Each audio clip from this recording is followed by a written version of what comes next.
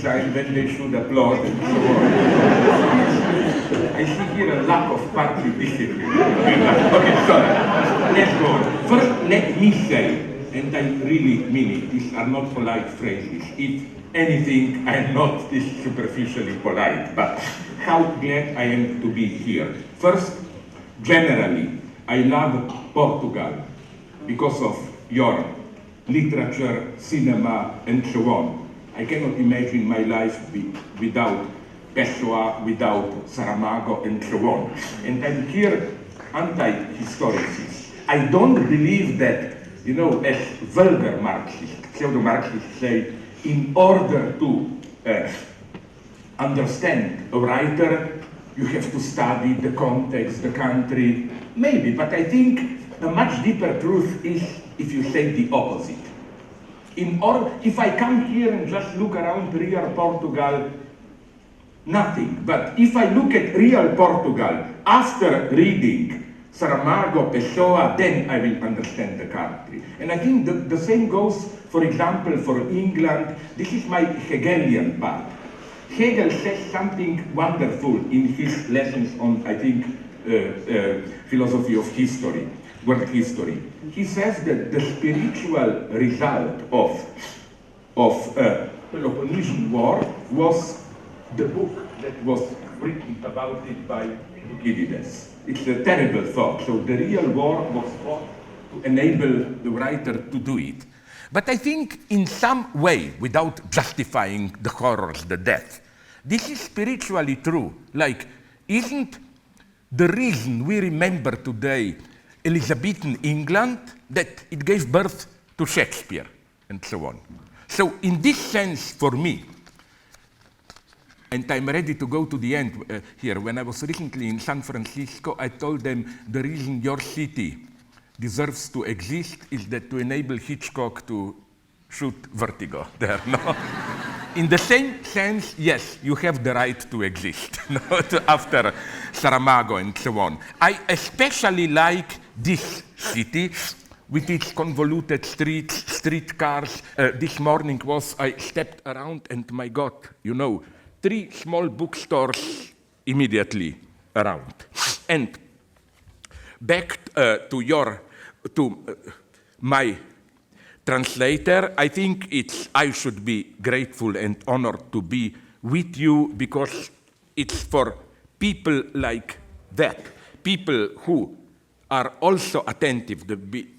Beneath all my stupidities that I often said, there is some kind of a effort to think. And if I got it correctly from what you said, you are well aware of the tensions and so on I'm struggling with. It's all very open for me. The moment is very tense. So much for the introduction. Now, how do we say, let's do some work, Karagu, or how? Yeah, okay, yeah. First, let me say that it's as if history conspired with me because when I awakened this morning and looked at the news, I thought, where am I? In some ideal country like ancient Greece? You know, I opened the news, it says Socrates arrested, you know. Then I thought that if I look deeper, I will find then some financial news like because of austerity measures, Plato's Academy will no longer get the state support or what. I knew I'm at home. But then the second news, the speech yesterday in Lisboa by Pablo Iglesias. And maybe in some sense you can take what I will say today here as my comment about that speech.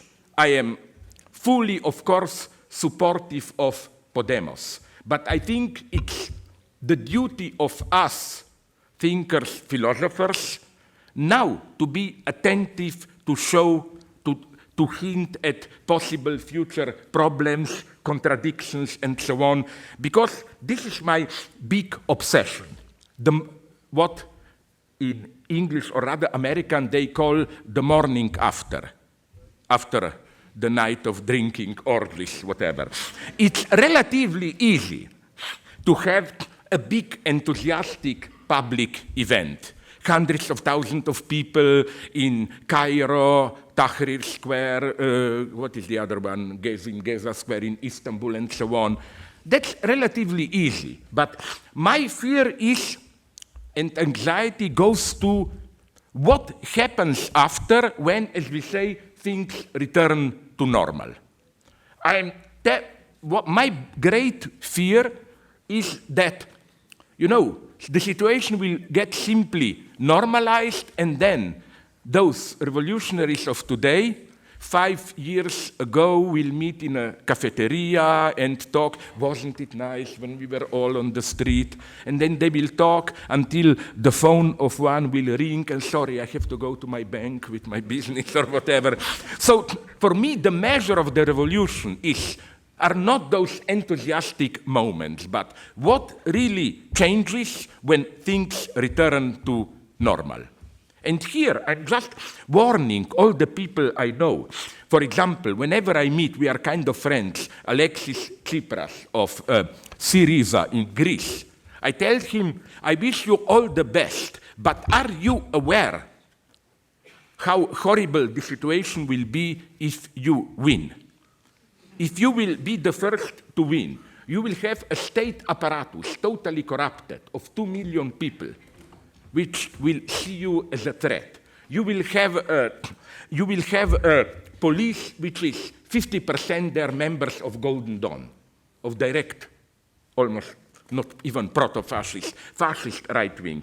They will have bankers, everyone against them, and so on and so on. And I told him, what will you do with secret police? But I didn't mean it in this Stalinist way, like to arrest, but you will need it. So precisely how not to do it in the Stalinist way. So while I am totally aware of tremendous things going on now with Syriza, Podemos, and so on,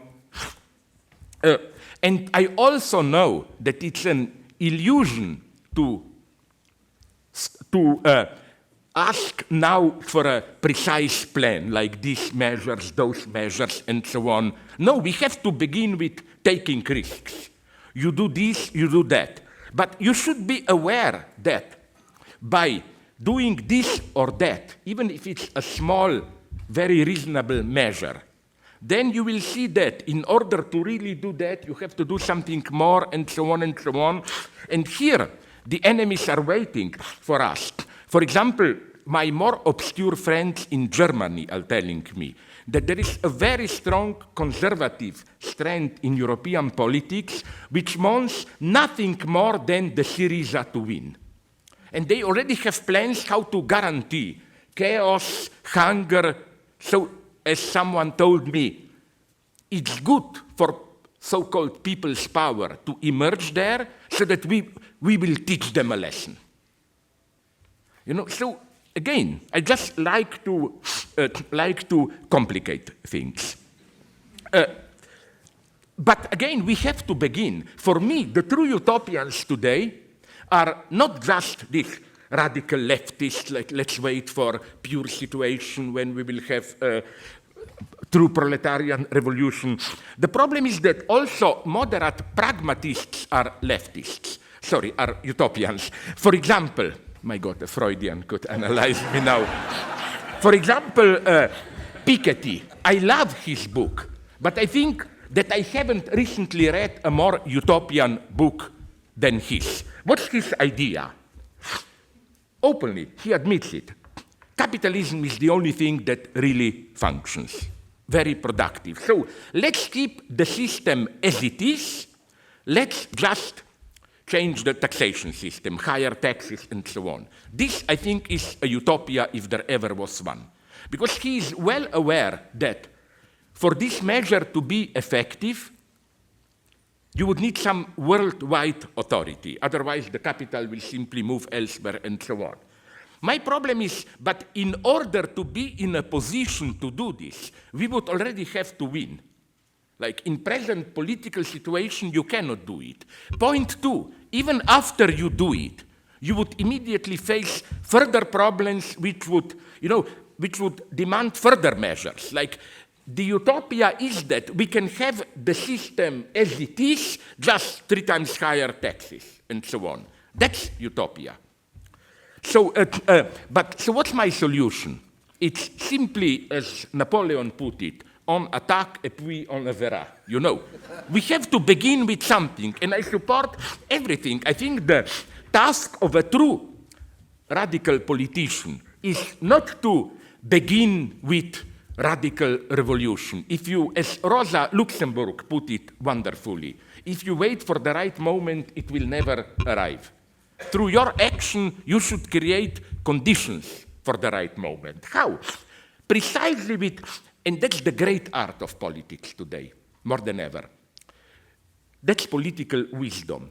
To pick out, to focus on a measure, and it can be a different measure in different countries, which appears and is, in a way, moderate, fully fitting what Pablo Iglesias calls dignity, common sense dignity, but a measure which will then trigger further measures. For example, this is why, and this may be a horrible idea for some of you, I still have a certain respect for President Obama. His attempt to enforce universal health care was an incredible ideological shock for the United States. He was even dragged to, I think, to Constitutional Supreme Court or whatever. Why? Because although it was a modest measure, and he was right to say, wait a minute, this is not any revolution. They have it up from us in Canada, they have it in Europe, and so on. But it was something which fundamentally destabilized the very basis of American ideology, focused on this false ideological notion, more about this later, of freedom of choice and so on. And if some of my books, it was meant as a joke, but I love this joke, I even claim that how you can detect this limitation of United States in some very superficial features, like this limitation in the sense of limitation imposed of them by commonly accepted ideology. If you visited the United States, you must have noticed 2 things in hotels, for example, big hotels. First, that they count floors in a different way. It's first floor for them is what we call ground floor. They begin with 1.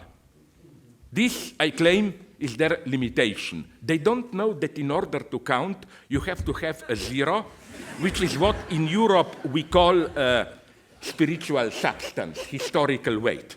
They think you just have choices in the air. Second, connected problem. That's why, in an ironic terms, I put it at a conference to them, they are not religious enough. In what sense? You know, when you, are you also doing it here? But I don't think we are doing this in Europe. That if you have a hotel with more than 15 floors, they skip over the 13th floor. It's 12 and 14. But I told them, but whom are you cheating? God knows that 14 is really 13, you know. And it points in the same direction. And again, this is a good beginning for the United States. So we have to begin with such a modest attempt, and also in a modest way. I'm not, although people accuse me of being Stalinist, whatever you want, I am not this kind of a radical leftist who doesn't have a respect for ordinary people and their troubles. This is why, for example, openly I tell you, I'm not in a great favor of Fidel Castro, although many of my friends call me Fidel, but not because of politics, but because, like Fidel, I talk too much, you know, like, you can never stop me, no? But, you know, like, when people say, ooh, those filthy, ordinary Cubans, traitors who want to go to Miami and so on, well, I respect ordinary people's desire for some happiness, good life, and so on. I don't like leftists who, due to some large historical mission, are ready to sacrifice ordinary people. So this is clear. Now let me return to Pablo Iglesias, who said, if I understood it correctly, you explained this to me and I looked on the internet, this idea of no left, no right, especially no left with high churches organized, just people against elites with a new master signifier, dignity. Okay, I think dignity is not a bad word, because the term is appropriate insofar as it makes clear that protesters are not protesting just because of some particular material demands. Dignity has this universal dimension of freedom and emancipation. However, my problem is that then what dignity means, and I totally support Podemos, but as I've written already 2 years ago when it all started with Indignados, how I read in detail their programs, and just to provoke them, I've written that if you take their program literally, even every honest fascist would have subscribed it. You know, everyone, dignity, just society, money should serve people, not people money, and so on and so on.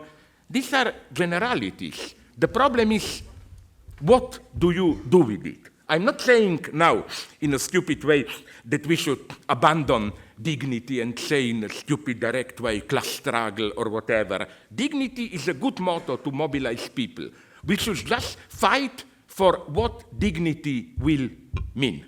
The point is, as my friend, although we were enemies personally for reasons unknown to me, who recently died and who was even a kind of official philosopher of Podemos, Ernesto Laclau, I still have great appreciation for him as a political thinker, what he called struggle for ideological hegemony. You know, we have big words, dignity, democracy, honesty, freedom. The problem is, what will they mean? And here, the struggle begins. Now, let me really begin. When President Obama was accused of irresponsibly introducing class warfare into American political life, the billionaire Warren Buffett snapped back in defense of Obama. There is class warfare, all right, but it's my class, the rich class, that's making war, and we are winning, end of quote. So, if class warfare is still anathema in the American public discourse, this repressed topic is returning with a vengeance in Hollywood. This is why I trust, up to a point, Hollywood. You know, when friends tell me, oh, you are still a stupid old Marxist class war, I tell them, but what are you talking about? Look at recent Hollywood blockbusters. They are all about a post-apocalyptic, extreme class society. Hunger Games, Elysium, and so on and so on. So even Hollywood senses that if we allow the present development where our societies, even worldwide, are spontaneously moving, if we allowed this development to just go on, I think we are approaching some kind of new apartheid authoritarian society. It will not be the old fascist authoritarian society, which is why whenever left-wingers, when confronted with something they hate, and probably they are right to hate it, when they use verbs like neo-fascism and so on, I immediately become suspicious, because, you know, they use big old words as filling the gap of the lack of their analysis of what really goes on today. I don't think, for example, Putin, I oppose to him, Putin in Russia, that he is simply a neo-fascist and so on and so on. We are now approaching a new type of authoritarian state which still allows you all your personal freedoms, abortion, sexuality, whatever you want. At the individual level, you are fully allowed to follow all your idiosyncrasies and so on and so on. But I think, so what's the problem? I hope you saw an old film which was the first to detect the trend where we are moving, John Borman's Zardos from back 1974 with, he was still young then, Sean Connery and so on. It depicts, again, a future society where the rich elite lives in so-called vortex, a secluded community of civilized beings protected all around by an invisible force shield. And is this not the result of the fall of communism? That there is a universal new world order, but the paradox of the fall of the Berlin Wall is that new walls are emerging all around. United States versus Mexico, West Bank, even Europe there in the south, Spain protecting it from Africa, whatever. And I claim that this is the paradox of global capitalism. Yes, commodities circulate freely, but people circulate less free than ever. I'm even ready to go a step further and claim that it's clear that today the global capitalist order can less and less afford even the good old, let's call it naively, bourgeois democracy. It cannot be for everyone. More and more we have the division of those who are in, those who are out. Here I rely on my right-wing friend, but he is not an idiot. You should nonetheless read him, the German philosopher Peter Sloterdijk, who wrote an interesting short book translated into English, I don't know if it's in Portuguese also, In the World Interior of Capital, where he just develops this metaphor of a globe, claiming that global capitalism doesn't mean only globally in the sense of all-encompassing, but also global in the sense of a globe. We privileged are in, and being in means that you think you see everything, but you don't even perceive the globe, the limit which separates you from those outside. And it's not only the radical outside, like way back there in, I don't know, Chinese Gulag or in Indonesia, these cheap factories where ordinary workers are exploded. I remember I was in Italy in December 2013 when something, maybe you remember it, strange happened. At least 7 people died when a Chinese-owned clothing factory in suburb of Firenze, a small town called Prato, burns down, and then, analyzing it, surprised Italians noticed that in the very suburb of Florence, Firenze, they had slavery. Thousands of people of illegally immigrated there. They immigrated there.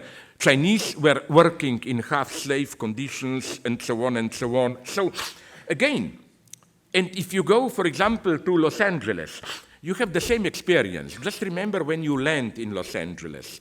The airport, the international big one, LAX is the code, is above in the area called Inglewood. You know why? Because it's a slum area, and who cares if the landing plane makes sounds and so on. But the point is that, you see, for you, Los Angeles is, if you go as a tourist, you know, maybe Santa Monica, Venice, Hollywood, down, you simply don't see, you don't notice that. That's our problem today. Maybe it's no longer the classical class division, but it's in a way an even stronger division, which also thinkers like Agamben tried to conceptualize. A division between those who are in and those who are out, to put it very simply. And so how to be active in these conditions? What to do? Here, I agree with the term Podemos. Yes, we can. But we should be aware of all the ambiguity of how this slogan can function today. Because, and now I will repeat an analysis done by my Slovene Lacanian colleague you mentioned her, Alenka Zupancic, who noticed how what is possible and what is impossible is divided in a very strange way today. On the one hand, in the domains of technology, personal freedom, sexuality, almost everything is possible, or so they tell us, you know. Through new inventions, biogenetic or others, we will be able to live almost eternally. We have this tech-gnostic dream that we will become a software program, just downloading oneself from one to another material embodiment. Sexually, you do whatever you want. And I know here some extreme cases to amuse you, which shocked even me, an old pervert guy. When I was in New York, I couldn't believe it. I learned that there, in some radically experimental sexual circles, something became fashionable. And okay, it's not that every man is doing it, but it's a small fashion. Many are doing it. A surgeon can cut your penis into two, so that you have two penises, and then there are techniques that you can penetrate two women at the same time or all that. So, okay, you can do. There are some small problems with urination then, but that's another thing. But the point is that here the idea is you can do it. You know that the Virgin boss already tries to do, flights into space. Okay, if you have money, of course, everything can be done at this radical level. But on the other hand, so everything becomes possible. But if you want to raise taxes 1%, they tell you, oh, sorry, that's not possible. No? So it's a nice paradox. What is possible, what is not possible. And I think that this is how I see Podemos. It's not, no, we can do even more than ruling ideology is promising us. No, it's we should do those much more modest, lesser things which are effectively prohibited today, prohibited in the sense that they are presented as impossible. And I'm not joking, like, the point is not just to do them. If you do them, you are immediately punished by international capital. And another note, that a little bit, maybe I don't totally agree, disturbed me in the speech by Iglesias. You know, this fashionable hatred of Germany. I'm always afraid when you, I'm not saying the Germans are good guys, but nonetheless, don't blame an external enemy. The problem is the global system, you know. Okay, but what I want to say is that, so this is how I see this Podemos. In a paradoxically much more modest sense, and again, yes, that's what I wanted to say, this is the truly difficult thing to do, because, okay, you raise taxes, then you are isolated by international capital, how do you do it? And it's not that there are simply bad guys out there. No, I mean, the problem is in the system. It's a big problem, how to really break out. At the same time, the problem is how, although we live apparently in an era where we imagine unlimited things, how our political imagination has decayed. This makes me very sad. My friend whom you mentioned, I think Fred Jameson, says this years ago, and I always use it, how today it's easy to imagine the end of the life of Earth, asteroid hitting us, but it's almost impossible to imagine just a radical change in capitalism, you know, like the world can disappear, but capitalism cannot disappear. And recently I got a funny, disgusting at the same time, example of this limitation.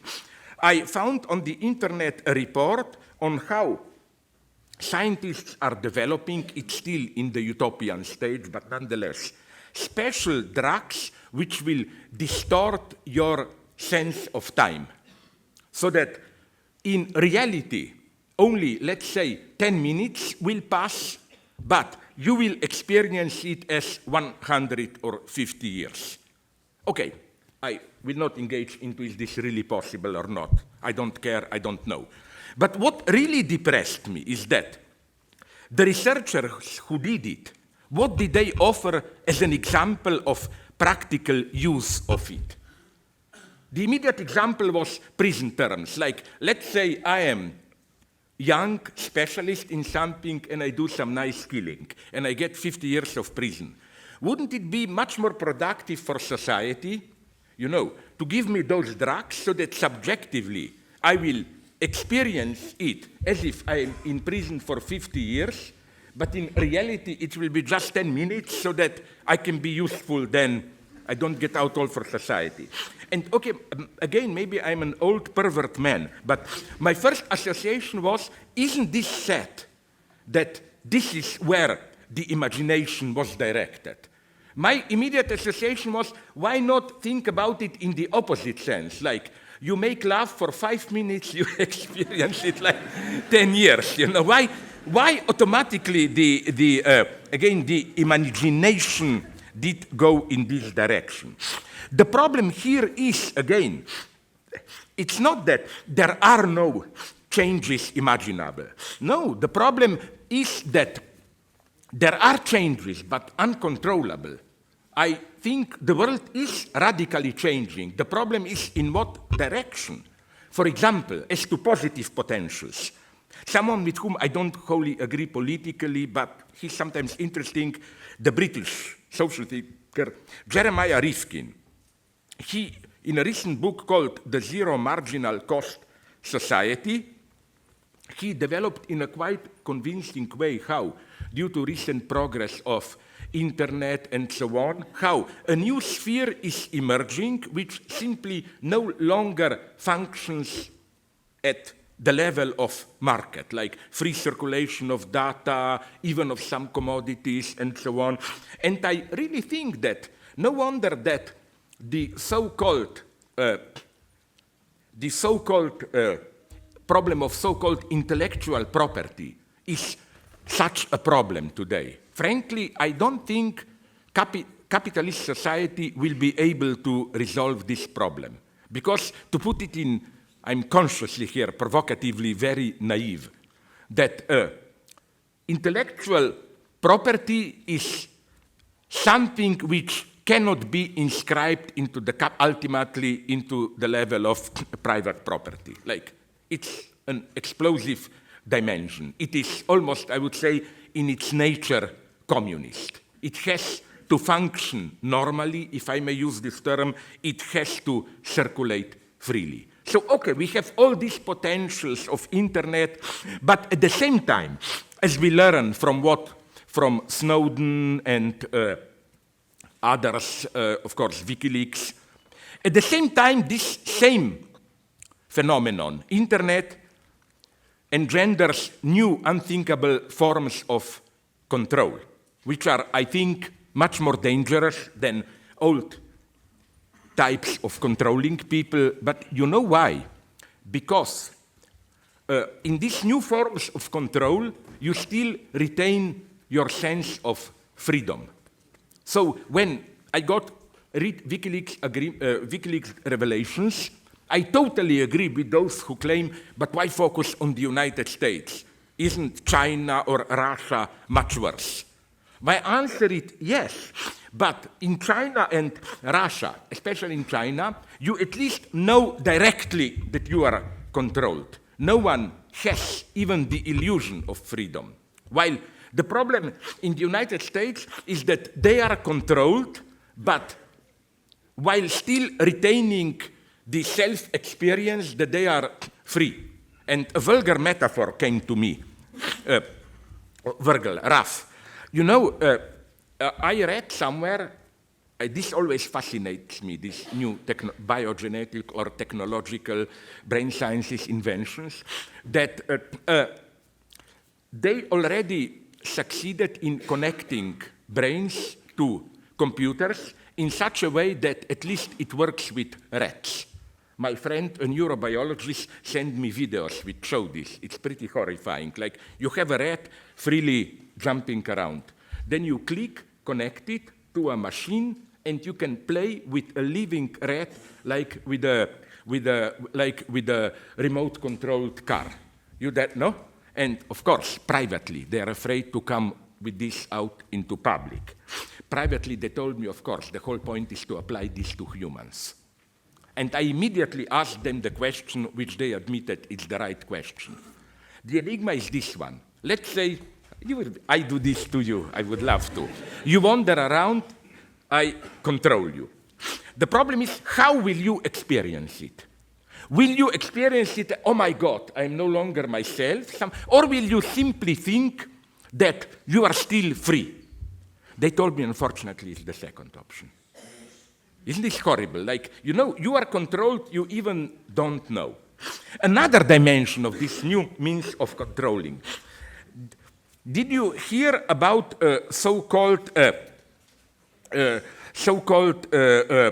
high-frequency traders? There was recently some Flash Boys, a best-selling book which elaborated it. It's so interesting. The idea is that you know how billions are earned.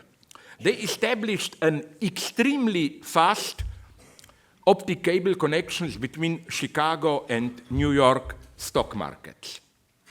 It's just a tiny, like instead of 17 milliseconds, it's 13 milliseconds. And what do? Let's say I'm a stockbroker. I'm in front of a screen, I see an offer, I press the button, buy, and it appears to me that immediately it's realized. What happens in that 4 milliseconds is that the computer program of those bad guys, high-frequency traders, registers my yes offer, and itself, the computer with its program, buys that commodity and sells it back to me for a slightly higher price. And I don't even get it because, again, the difference is 4 milliseconds. I think that it's instant. I press the button, I have it. Why is this so interesting? Because it literally, first, it undermines the internet myth that it's an instant synchronous world community. As they like to say, it doesn't matter where you are. Where here, it matters where you are. And the interesting thing is, again, that you are cheated at a level which is simply beyond your powers of representation. It happens in some reality which is simply irrepresentable for you. And yes, now they're already building an optic cable connecting London and Frankfurt stock market with New York. So it will even go on and so on. So what I'm saying is that things are happening today, new methodologies of how to control us, which are simply literally beyond our comprehension. They work at a level that we cannot even imagine. This is why I think it is important today, whenever people talk about freedom, everyone is for freedom, of course, to specify what is freedom. What do we mean by freedom? You know, we should repeat the infamous Leninist question. Freedom, yes, but for whom? To do what? On the one hand, this is, I think, how ideology works. On the one hand, how do we experience our freedom at everyday day level? It's usually the freedom of choice. You know, like, yes, I'm free, I can do whatever I want, I am gay, I am heterosexual, I do it with cats, dogs, I leave you all that. Or I go where I want, I choose my profession, blah, blah. At the same time, more and more large political, financial, economic decisions are made not only without democratic consultation, but even so that we even don't know secretly. For example, I hope you did hear about so-called TISA, T-I-S-A, TISA agreements, which, I mean, it's true and it's crazy. Agreements were prepared among the leading trade nations, which will regulate in detail the conditions of financial flow and information flow. And some things are quite horrible there. For example, one of the provisions is that, let's say, a foreign company invests into your country. Let's say that then your legislation, you get some left-wing government, taxes them much higher, and then because of this, they will lose some money. According to this agreement, they can prosecute your government for depriving them of legal profits and so on and so on. But okay, whatever, I'm not even necessarily against it. Of course I am, but this is not the question. The question is that something so absolutely important is being debated, and not only were the negotiations done in freedom, but it even says in the agreement that for 5 years after it will be accepted and enforced, for 5 years it should remain secret. So all the big decisions, or how to fight a war, Iraq, whatever you war, all this is done in secret. And what does this mean? This means that, obviously, the notion of freedom, which is our spontaneous notion of freedom of free choice, is not enough. It's not enough to choose between options given to you. What's more, at least I have nothing against this type of freedom. I'm not a Stalinist who think, that we should move beyond and to some total regulation. No, what I'm saying but we should also include into the notion of freedom, the freedom to influence, choose the very framework of these choices. That's the important thing. Like, in what the very coordinates of our freedom of choice. Here, ideology works. As some Italian economists and leftist thinkers, I wonder if their work is translated here. I think they're very important, like Maurizio Lazzarato, The Rise of the Indebted Man, or Franco Bifo Berardi developed. Here, ideology works in a wonderful way. The latest trick is that we are all treated as capitalists. The idea goes like this. Even if you are a moderate worker, and for example, you want your children to be educated, then you take a credit. The idea is that you have to be treated as a self-entrepreneur. You act as a small capitalist. I get a credit, and again, it's this stupid freedom. I'm free to decide. Will I spend it for my children's education, for a holiday, for, I don't know, better health insurance? So the idea is a wonderful one, that we are basically all capitalists. And it's just a matter of percentage of commas. If, like you, I hope you do, then I can exploit you, that you invest 100 millions, I invest 10,000 or whatever, So you see, this basic experience of freedom is, in this sense, false and mystifying. Freedom is no longer associated with large collective decisions. And my crazy idea, I wonder if you would agree, is that this is why we were so fascinated by events in Ukraine. It wasn't just European racism, like, oh, finally the primitive Ukrainians will drop Russia and join the enlightened West. It was something deeply much more tragic.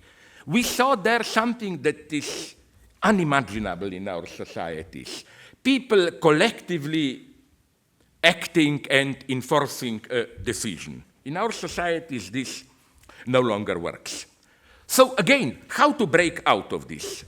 Let me just control myself a little bit. Yes, do you allow me a little bit?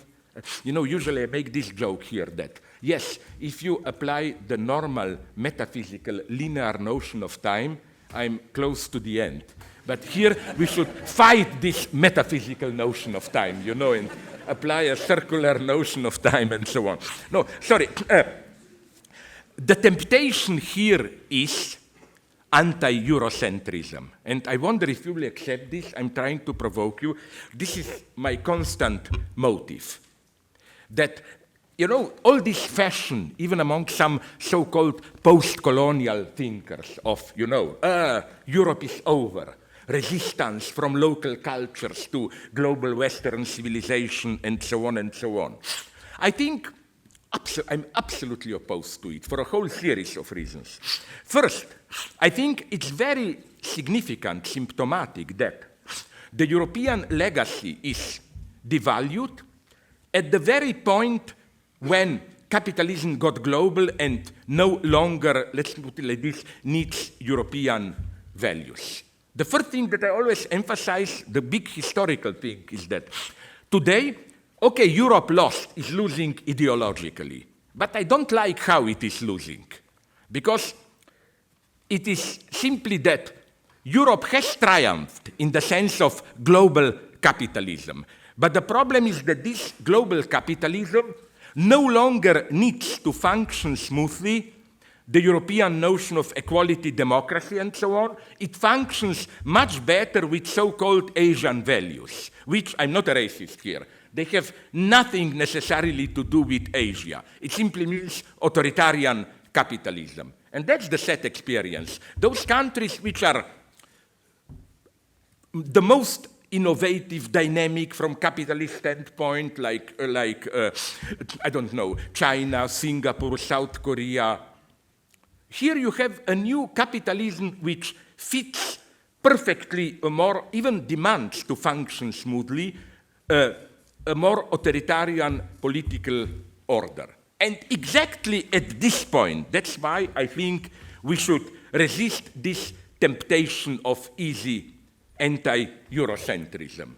No, at this point we can precisely use the authentic European legacy of equality, personal freedoms, welfare state, and so on, as a weapon against capitalist globalization.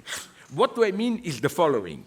It's wrong to think that global capitalism promotes also American or European culture. No, I always repeat this.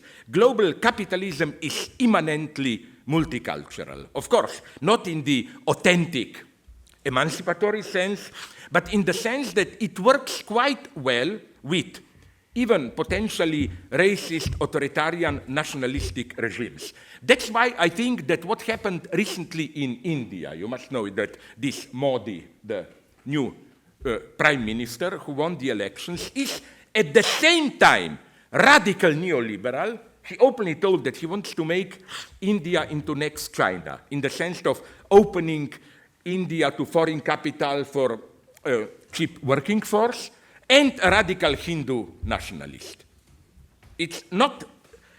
There is no tension here. This is why, and here we should really be anti-Eurocentrist. We should drop this liberal illusion that, okay, maybe some countries need authoritarian order because they are too backwards for our freedoms. No, the authoritarian countries are not thriving in spite of their authoritarianism, but precisely on behalf of it. For example, my leftist friends, and I have many in India, told me that they were shocked to discover that the most efficient, even new digital capitalists, in their private lives, they are usually very conservative, like family values and so on. It is in this way that they are motivated for their harsh work, like I'm really doing it to honor my gods, to take care of my family, and so on and so on. So again, and it's the same in China. I totally oppose the stupid idea that Chinese capitalism will enter into contradiction with Communist Party rule. No, this is a very sad thing to say, but I think that it was precisely the continuing communist rule which enabled in China such an explosive development. And they know it in a way. Isn't this a wonderful paradox that the Chinese Communist Party is the ideal political power to guarantee conditions for unbridled capitalism? That's our reality today. So, oh my God, now come really interesting things. I want to focus, before I return to the first choice and so on, and the first choice is basically your first choice, like you are forced to freely choose to listen to me, you know? Okay, but that's another. What type of subjectivity fits this global capitalism? I think a perverse type, perversion, whereby perversion, I don't mean perversion in the sense of doing horrible things, but something else. What? I remember when I was young, 68 and so on, revolution, it was fashionable to celebrate in this pseudo-Deleuzian, Gilles Deleuze mood.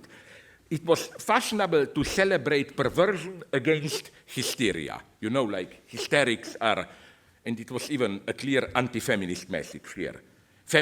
Women are hysterics, they provoke the master, but at the same time demand a new master and so on. While perverse males, they go to the end.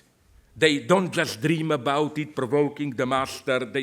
I think this entire view is totally to be rejected. If there is a lesson to be learned from after 68 social development, but also from psychoanalysis, it's that a pervert is not truly subversive. A pervert is always just the, what I call inherent transgression, the obscene other side of the ruling ideology.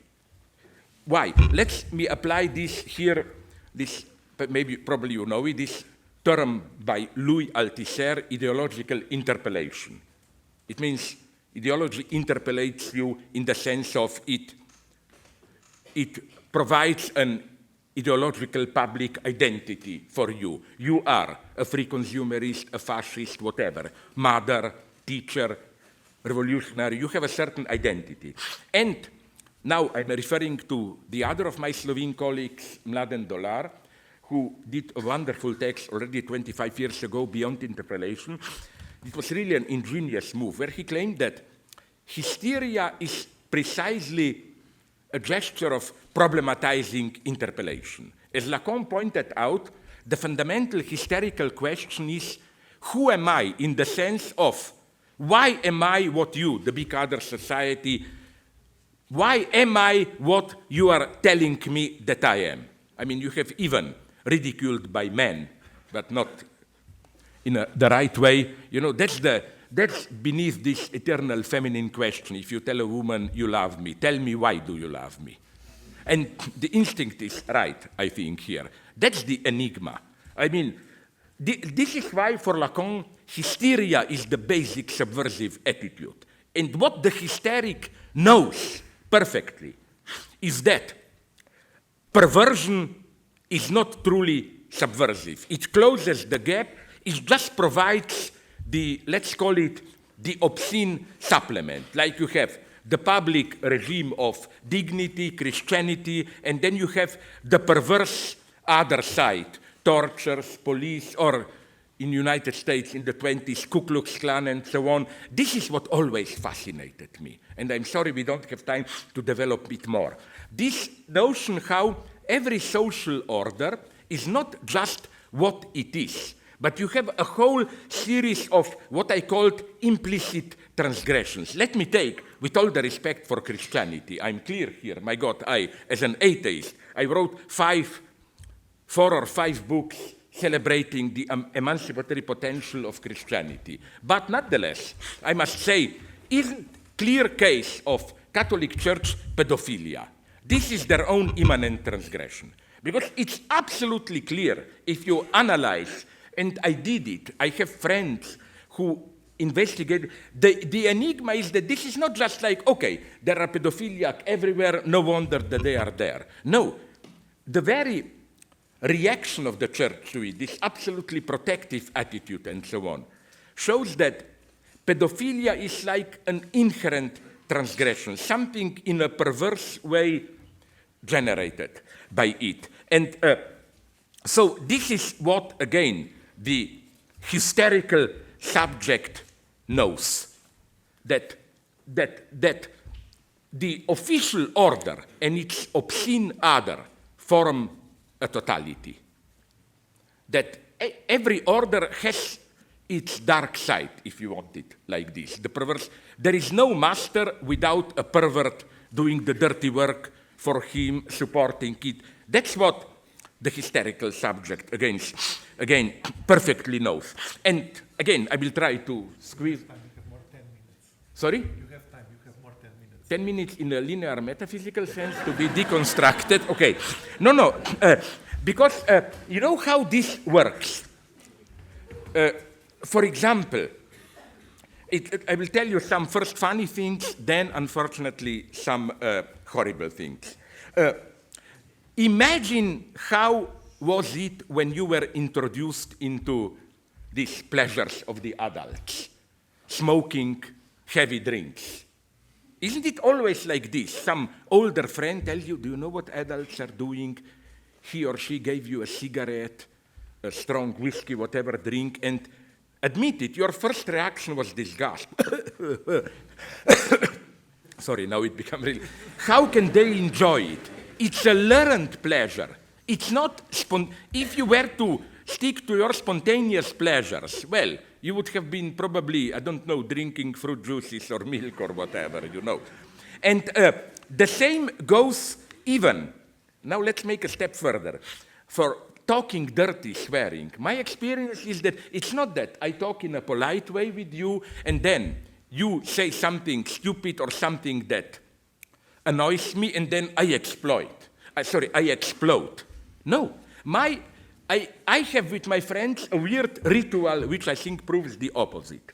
When I meet with my friends, we first for 10 minutes talk dirty and exchange insults, like, you know, and I'm from Balkan, we really know how to do it, like, I will dig your dead mother out of her grave and screwed up whatever, better. But then comes a magic moment after 10 minutes when we say, okay, now we did our duty to be ugly, now we can kindly talk to each other, and it works in a perfect way. Now let me get more serious. Two phenomena, one north, the other south of United States. You know what is happening in Ciudad Juarez? There is a good Deleuzian analysis, so-called femicide. Gangs of white men are systematically kidnapping white women and torturing collective rape, murder in a terrifying way.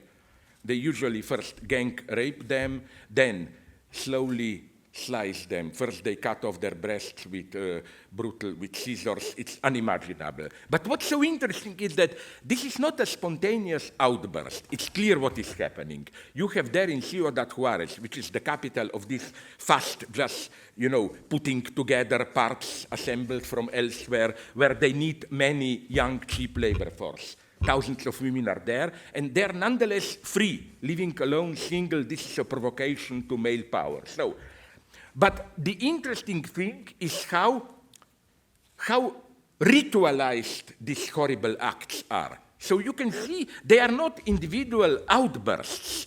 They are the dark underside of the ruling ideology, in the sense of they are obscene rituals. And this is what the official reaction to them tries to obliterate. They are treated as always as individual pathological cases, which is why it's a horrible thing. Not one perpetrator was arrested. The only one who was punished was a mother of one of these girls who protested too much. Now let's move to the north of America. Vancouver Indian reservations there. It's a similar thing. There is a male ritual to kill the girls there, to kill Native American Indian girls, and it's the same. It's clearly a male, some kind of a ritual of maturation. But police strictly treats it as isolated family matters. They try to attribute it to the family of the girl. Oh, it must be, again, a drunken mother or whatever. So again, what is oppressed? It's not the horror of the crime. But again, it's systematic, ritualized, symbolic, it's a systematic, ritualized, symbolic nature. This, and I claim that this is one part of our ideological situation. Look always for the immanent, dirty secret, for that something which may appear even something subversive, but it's really part of how ruling ideology reproduces itself. The obverse of this is another strange phenomenon, which is, I think, strictly part of the ruling ideology, the superego oppressive culpabilization of us as individuals. You know, we are all time bombarded by, for example, ecology. It's a big field of ideology. Why? The way it is done. If you ask general questions, okay, what are big companies doing, and so on and so on, the answer is usually, wait a minute, who are you? Are you innocent? And then it begins, you know, like, did you put aside all Coca-Cola cans? Did you put, like, to make you guilty and forever guilty in the sense of, did you do enough, and so on. It's the same with politically correct fighting of sexual harassment. I'm totally against sexual harassment. But I don't like this, especially in the United States, this endless self-imagination. How did you look at that woman? Are you sure there wasn't already an element of, they call it visual rape, you know, like, how you, and so on and so on. I think that there is something absolutely false in this radical self-culpabilization. Like, you know, you are, because, you know, the ruling ideology at the same time then offers you an easy way out. Like, I'm sorry if I repeat this case forever, Starbucks. It's the biggest, maybe one of the biggest ideological machineries today. Why? They did something ingenious. They count on this guilt feeling. My God, while children are starving in Africa, I'm here enjoying my cappuccino. And they make you pay for it to offer you an easy way out. Like the message of Starbucks, even literally, is, yes, our cappuccino is more expensive, but 1% goes to Guatemala children, another goes to fighting, to give water to Sahara, whatever. And it's a wonderful operation when you can fully enjoy to be a consumerist because your ethical duty to provide is already included into the price. You know, it's pay a little bit more and you are clean. So, and of course, this type of superego individual culpabilization also prevents you from asking radical social questions. Then another strategy that I admire today is this, it's strictly part of all this constellation that I'm trying to describe. It's my favorite one, is how sexuality itself gets desexualized. Did you notice a strange thing in the latest James Bond movies? It's politically a very good one, Quantum of Solace. Politically there, James Bond, my God, he saves Morales' regime in Bolivia against a bad international corporation. But something very strange happens there. There is no sex at the end. Did you notice this? It's the first James Bond film. Now we will say, fine, less male chauvinism. It's much more ambiguous. Let's now move from James Bond really low to books which I become Goebbels there. I would have burned them in public like the Nazis did. Dan Brown. Did you notice how in his last novels, sex is disappearing? There is no sex in Da Vinci Code, and in his later novels. In the previous one, it's even more interesting, Angels and Demons. There is sex in the novel, but not in the film. Isn't it strange? Usually we thought Hollywood adds sex to make it more commercial. No, Hollywood, and you know what happens here? My friend Alain Badiou wrote a lot about it. We are allowed sex today, but it has to be healthy sex, sex reduced of its dangerous substance. This is why, but you made this wonderful observation. I don't know how it is in your language, but in English and French, the verb we use for falling in love is precisely fall. You fall into it. And this is wonderful. This is what, in Badiou's terms, makes sex an event. This moment of openness, you know. Unexplicably, something hits you, you are in it. But the whole ideology today is directed against it. Even Badiou found some ads, and found them in English, of these marrying or dating agencies, where even literally alluding to this formula, they said, we will enable you to be in love without the fall. Like, you know, you will not have to look around what will hit me, they organize the ideal partner for you, and so on and so on. And what is at the end of this road is something really sad. if you talk about politically correct sex, it's something very sad. Even some feminists got this. Namely, you know, as everybody knows, in a process of seduction, someone at a certain point had to make a move. You know, okay, you may be flirting gently, but then somebody had to come open. And this is always a risky move. Like following strict politically correct rules, if the woman or the man says no, you can be accused of sexual harassment minimally. Is there a way not to do it? Yes. And it's very tragic. It's pure contractualization of sex. And again, some intelligent feminists claim that the only sex flirting without harassment is to make a kind of explicit deal.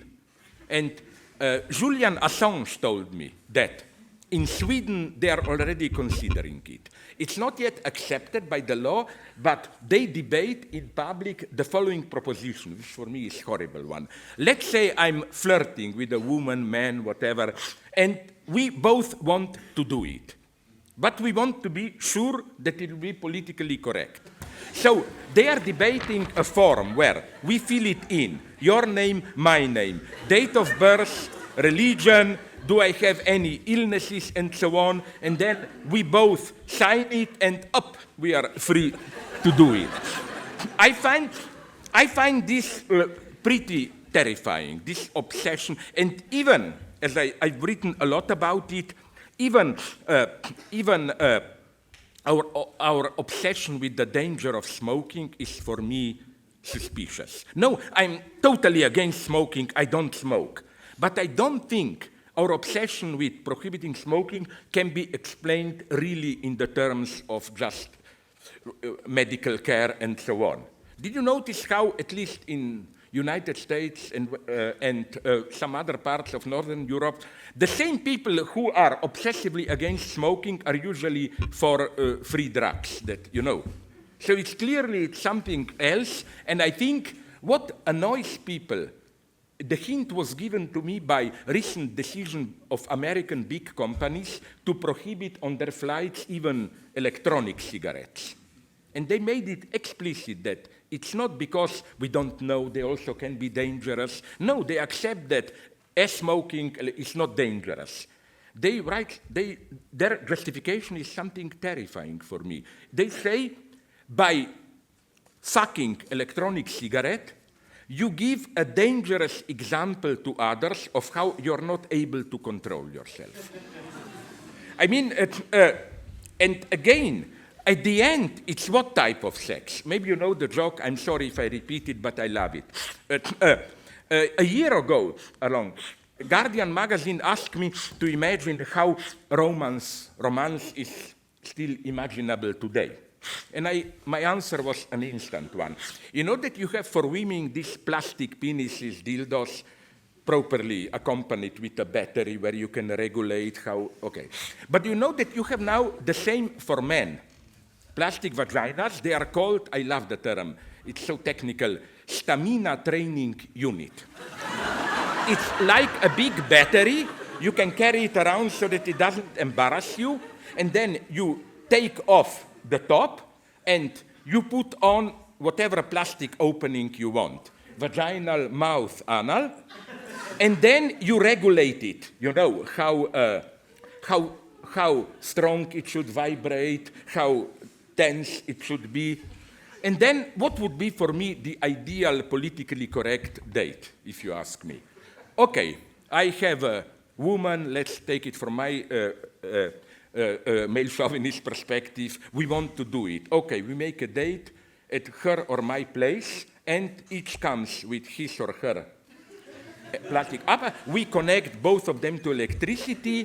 I push my penis into her plastic vagina, my plastic, oh no, the opposite. She pushed it, she has it, into my, and we turn off the machines, and the machines are buzzing. Okay, they're enjoying for us, and I can then sit with her and have a nice cup of tea and so on. And that's where, believe me, that's where we are aiming. So nonetheless, if you give me now just 3-4 minutes to make the theoretical final point. To save my honor, I have to do some theories. My good friend, the French thinker of catastrophes, philosopher Jean-Pierre Dupuy, you should translate it. He recently published a book which kind of a synthesis of his work. Recently it was published by Michigan State University Press a month ago. It's simply called Economy and the Future. And what he does in this work, he develops in a wonderful way the notion of counterfactuals. You know, now let's make it to conclude a little bit more difficult. For example, take these two types of a conditional statement. If Shakespeare did not write Hamlet, someone else did it. This is true, it's a factual statement. Why? Because Hamlet exists, so it's clear that if Shakespeare did not write it, someone else had to. But change this subtly into a statement. If Shakespeare had not written Hamlet, someone else would have done it. This is a much more risky thesis. This is a determinist thesis, that there was, in the spirit of time, some deeper necessity, pressure to do it, so if not Shakespeare, someone else would have done it. You know that this is something like very similar to this vulgar Marxist notion of the role of big historical persons, like Georgy Plekhanov, the Russian Marxist from late 19th, beginning of 20th century. He developed this idea. There was a general tendency at the end of the French Revolution towards the passage from republic towards empire. And if not Napoleon, simply someone else would have taken this over. Now, my idea, following, and you know the same debate you have about Stalinism.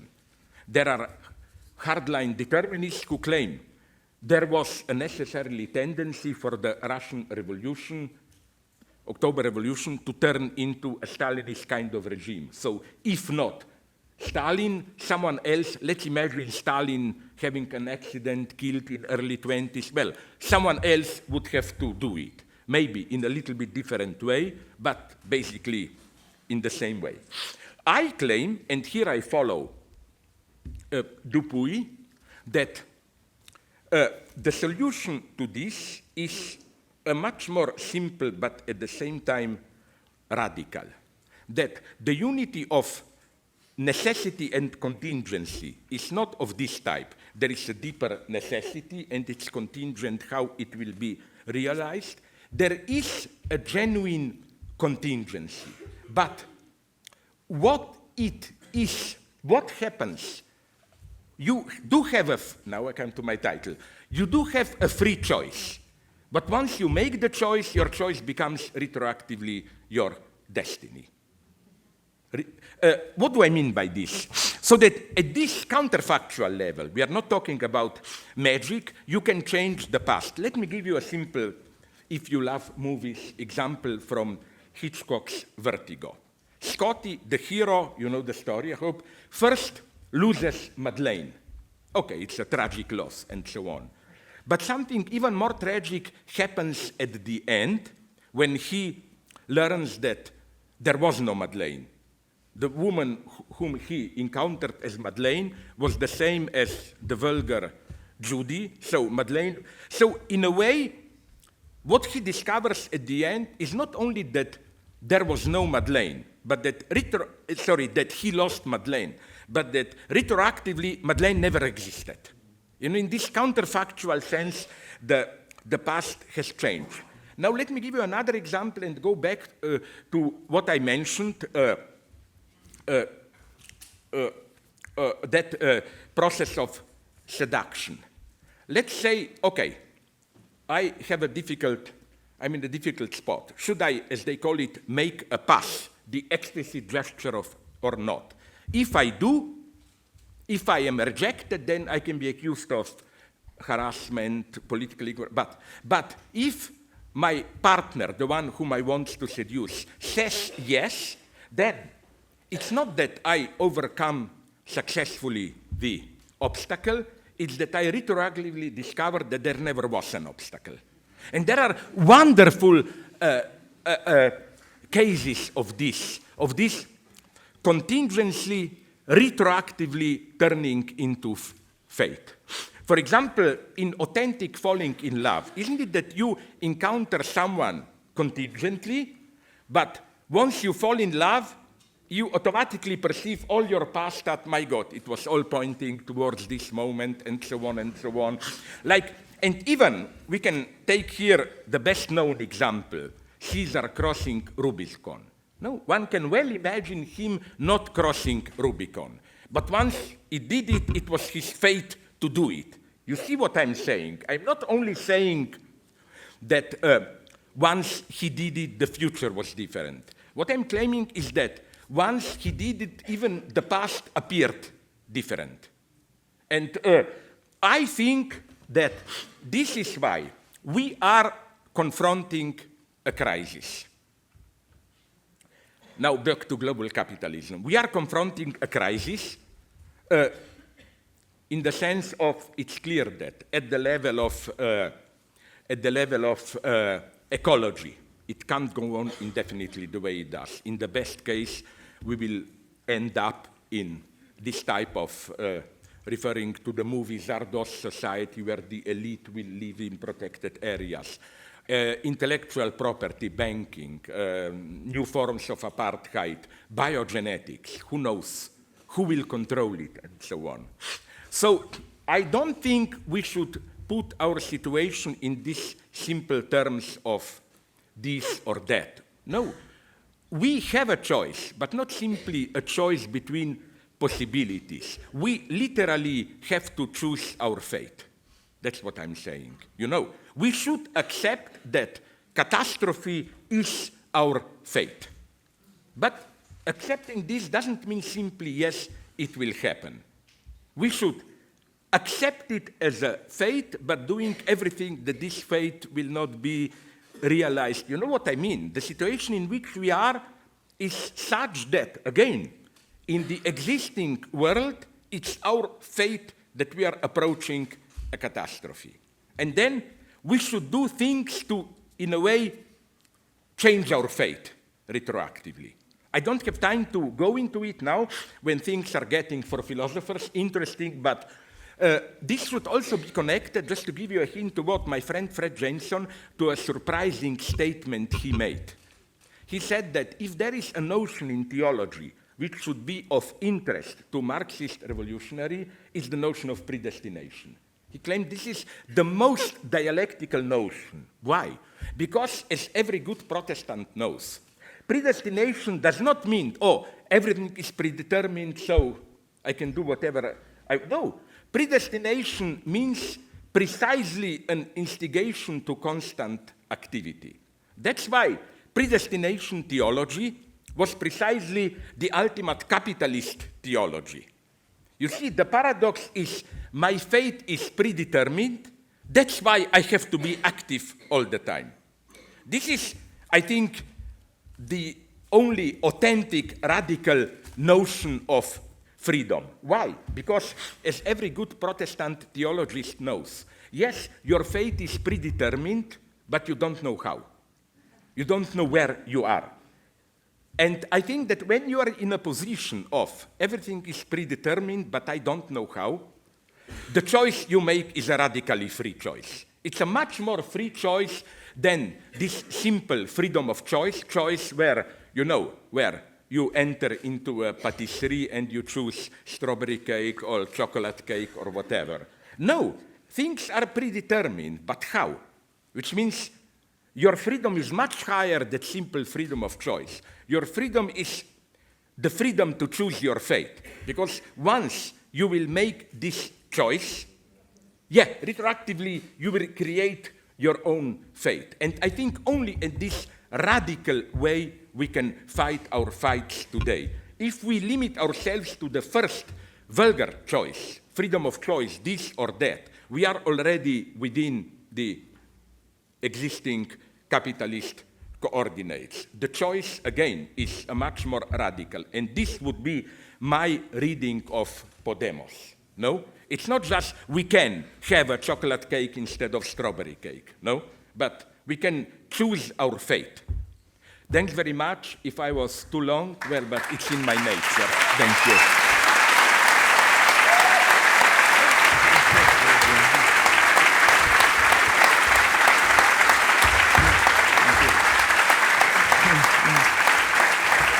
Sorry. Now I will, to answer your applause, I will use another of my old standard jokes, which is like, don't applaud too much, spare your energy. When we communists will take power, you will have to applaud in those obligatory rituals, So spare your energy for when we... And there is a wonderful anecdote about Stalin along these lines. Once Stalin was old, I read somewhere in a biography of Stalin, like 1950, he received a small group of generals for some honor, and at the end they applauded him. The problem was it was a small room, only 50 of them, so no one dared to stop applauding, to be the first. And it was so tragic, like 2 or 3 of them, they were all generals, collapsed and so on, but still no one dared, so at the end Stalin had to say, comrades, enough, like he had to do it, like I would die to be in that situation. Thank you very much. Thank you. This is a great, thank you. And I promise you, I don't associate it with that plastic penis I talked about. I promise you, it's not that. I'm really glad to be here. Thank you. And listen, I would really like, if there is genuine interest in you, to come here back again. I don't demand any money and so on, just to do some maybe a little bit more narrow, real seminar. Because what I'm doing now is, as you gently indicated, all my group, are in what situation? Do you know that there is a mystery about Pythagorean school, that someone made a mathematical discovery about how some numbers cannot be divided or whatever, which would have ruined their thought. So they tried to keep that secret, no? And we, my Slovene school, ni Mladen Dolar Lenka Zupančič, have similar problems with Hegel and Lacan. We are no longer just playing this game, Hegel and Lacan together can save us. We are trying to make a move beyond. And the situation is very open. We don't know where it will go and so on. And this is what we are all fighting about. Alenka Zupančič is now doing a new book about ontology and sexual difference, approaching this problem. Mladen Dolar is doing some stuff. I am now doing a new book, Figures Negativity, where I try to, and I have many new lines of thought. This is madness. People thought after the mega book, mega quantitatively, less than nothing, no? And it's a nice joke. Less than nothing, well, it's over 1,000 pages, it certainly doesn't weight, less than nothing, no? I did another one, Absolute Recoil, where I fight with the same problem, and now I'm writing Figures of Negativity, the third philosophical one, like, things are really happening. It's horrible, we don't have a position, we are open, and I would love to come here and to do it maybe since you are the British city here, I was told you don't have problems with English, to do this in a more serious way, like that I send some chapters to you in advance. A seminar, yes. Yeah, in this sense that you have the text before, and then you can debate it. I would love to come again here. Thank you. Thank you.